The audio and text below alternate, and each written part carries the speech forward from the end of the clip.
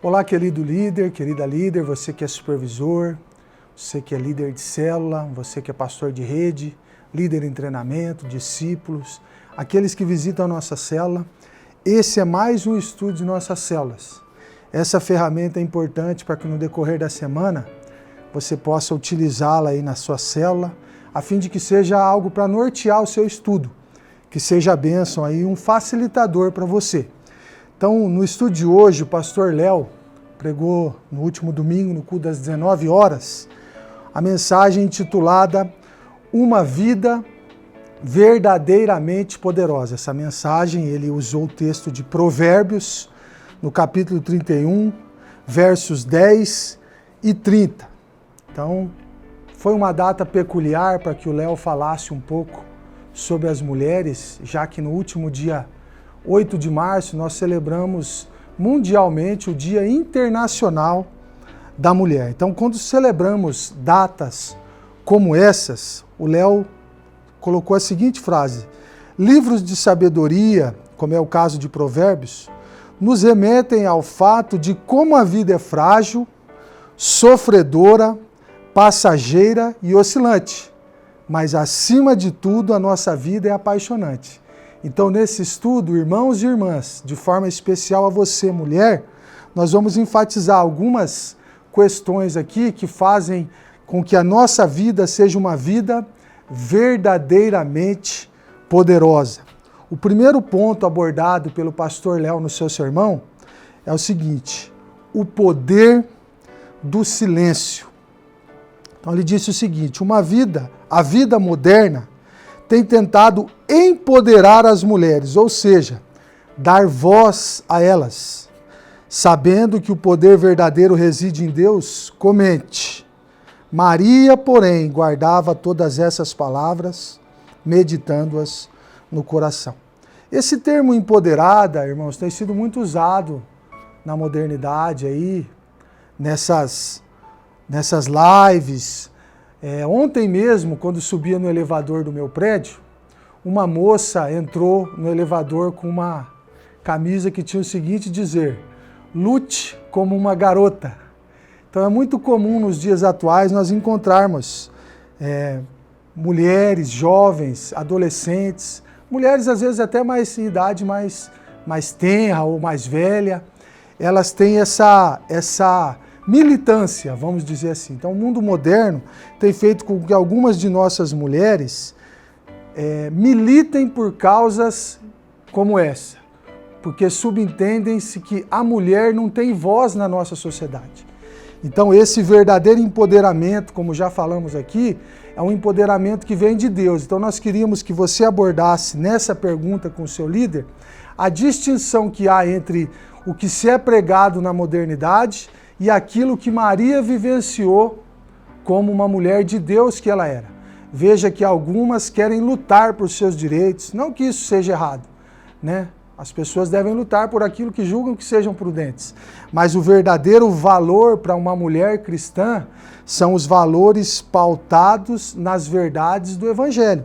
Note que o texto citado pelo pastor Léo, de Lucas 2,19, diz que Maria guardava todas essas palavras. Então, quando Maria é instruída pelo anjo, o que ela diz?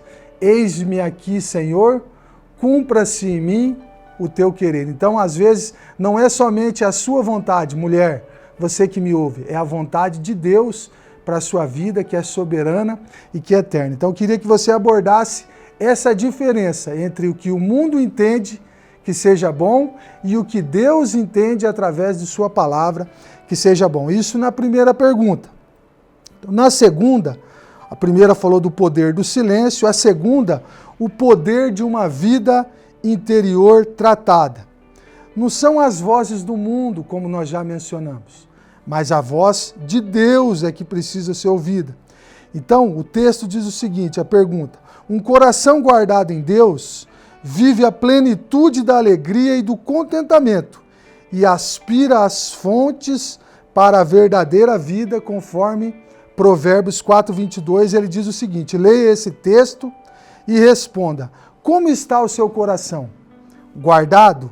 Comente a sua experiência. O que é ter um coração guardado por Deus. É um coração que reside não nas esperanças que nos são propostas pelas linguagens aí de fora, linguagens seculares, vitimistas, de uma minoria que quer pautar um valor que as escrituras não coadunam, que elas não reverberam. Então eu e você, como homem e mulher de Deus, você, minha irmã, nós devemos nos pautar por ouvir a voz de Deus e não a voz do mundo. Então, quando diz ali, comente a sua experiência, você pode abordar com a sua célula o seguinte: palavras de bênção que você, que é esposa, proferiu ao seu marido no momento de dificuldade. Você também que é marido, você que é filho, palavras que te surgiram como alento no momento de crise, de dificuldade, palavras abençoadoras que trouxeram para você um novo norte, um novo rumo. Como Davi orou no Salmo 119, ele disse o seguinte: guardo no coração as tuas palavras, para não pecar contra ti. Então, para o salmista, sempre a palavra de Deus foi um norte, foi um caminho. Ele disse, olha, lâmpada para os meus pés é a tua palavra e luz para os meus caminhos. Então, que a palavra de Deus seja para você, irmã, mulher de Deus, homem de Deus, sempre um nortear, uma bússola, um farol a te guiar, não por ideologias, mas por aquilo que a Bíblia enfatiza para mim e para a sua vida. Encerrando, o poder do silêncio, o poder de uma vida interior tratada e o poder da vigilância no que diz o tocante à família. O contexto desse texto aqui de Provérbios 31 fala mais da mulher nos seus afazeres, ali na sua casa. É bem verdade que a mulher ela é exímia nisso, né? Ela tem uma peculiaridade no fazer essas tarefas. Só que isso não se restringe somente às mulheres. No mundo como vivemos hoje, muitas vezes a irmã trabalha fora e o marido tem mais horário em casa. Então, por que não o marido não auxiliar nos afazeres? Então, você, irmão, que me ouve aí, dá uma força, queridão. Coloca lá o avental, não tem problema nenhum você lavar uma louça, você esquentar um feijão, né? Isso não é problema, isso é bênção, entende? Então, você deve participar, não somente os maridos, mas também os filhos nessa tarefa. E as mulheres que me ouvem, irmãs, você não deve andar muito atarefada com isso, porque talvez os seus muitos afazeres possam te privar disso, porque o que o reverendo Léo abordou nesse texto, muito embora ele fala de uma mulher que está focada no seu serviço da casa, fazendo com maestria, mas ele também falou no tocante à oração.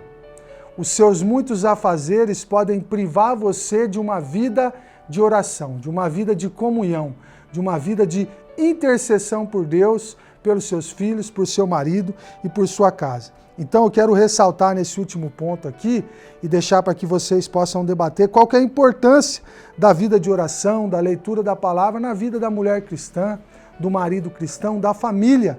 Eu me lembro que o pastor Léo, nesse ponto, ele abordou uma experiência vivida por ele. Em um momento muito difícil da vida dele, como família, como marido, como profissional, ele passou uma dificuldade muito grande. E a sua esposa, nossa irmã Marusa, juntamente com a mãe do Léo, elas oravam a Deus pela vida do Léo. E o pastor Léo um dia chegou nelas e disse, olha, eu não quero que vocês orem. Não orem por mim. Glória a Deus que tanto a Marusa como a mãe do Léo não ouviram esse pedido do pastor Léo e elas perseveravam unânimes na oração. E glória a Deus pela vida do pastor Léo, esse instrumento que Deus tem usado a ministrar os nossos corações. Então, quais experiências, qual que é a importância que a vida de oração tem trazido para a sua vida?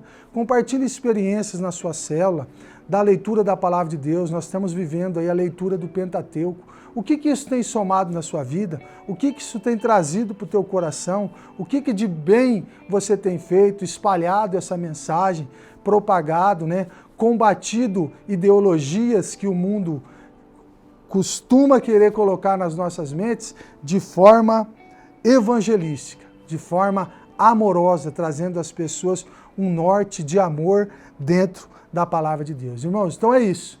Eu espero que aí na sua célula você consiga traduzir um pouco disso aqui que eu falei numa conversa sadia, num ensino prudente, onde os irmãos e as irmãs possam confabular ali e debater ali as ideias, trazendo sempre em mente que a palavra de Deus é o norte. Lembre-se sempre desse salmo, eu gosto muito, Salmo 119, versículo 18, eu quero citar aqui para a gente orar encerrando. Desvenda os nossos olhos, para que nós possamos contemplar as maravilhas da sua lei. Então, que a palavra de Deus possa ser sempre o norte, para você, minha irmã, para a sua família. Um feliz Dia Internacional da Mulher para você, que você seja mulher abençoada. Bênção sobre a sua casa, sobre sua família, sobre seus filhos e sobre o seu trabalho. Muito obrigado, Jesus, por esse tempo aqui. Que essa palavra possa abençoar células, que sejam reuniões avivadas, cheias do Teu Espírito Santo e que o Teu nome seja em todas elas glorificado. Nós oramos te agradecendo no nome poderoso de Jesus. Amém. Deus abençoe você, boa semana e uma boa célula.